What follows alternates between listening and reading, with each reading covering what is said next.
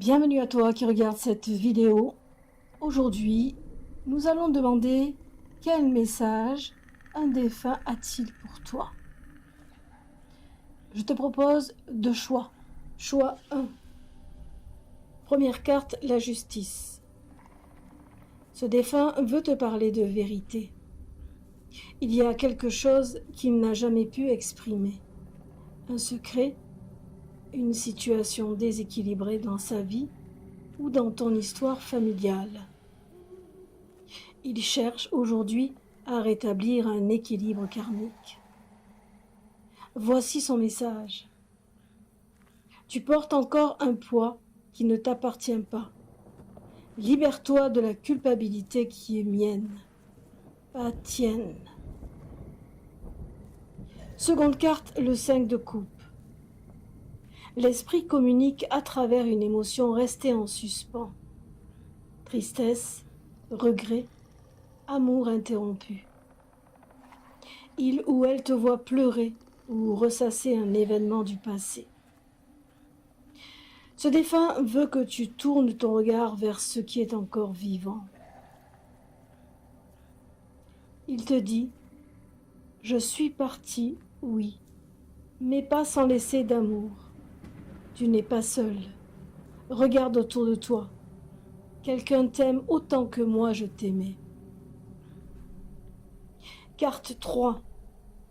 Chevalier de denier. Il s'agissait d'un être prudent, fiable, discret. Il ou elle te voit avancer à petits pas. Ce défunt t'encourage à continuer sans précipitation, mais sans crainte. Tu es plus fort que tu ne crois. Tu avances avec courage. Tu marches sur mes pas, mais tu iras plus loin que moi. N'arrête pas. Cette âme est un gardien silencieux, peut-être un grand-parent, un frère ou un ancien mentor. Il t'appelle à réparer une injustice émotionnelle, à pardonner, mais surtout à continuer ta route avec sérénité. Sa lumière t'accompagne, même dans le silence. Choix 2. Première carte, le diable.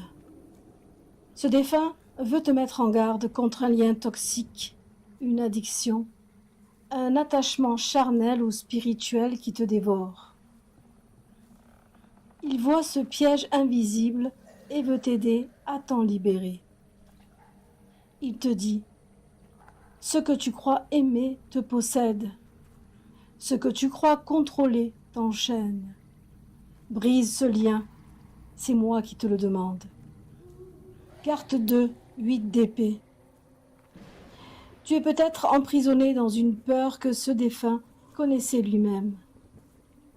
Il a vécu dans le doute, dans l'impuissance, peut-être dans la maladie mentale ou émotionnelle. Il t'envoie ce message. Tu n'es pas destiné à répéter mon enfermement.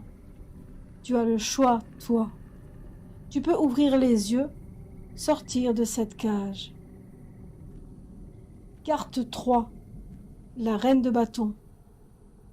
Ce défunt reconnaît ta puissance intérieure, ton feu sacré, ton rayonnement magnétique.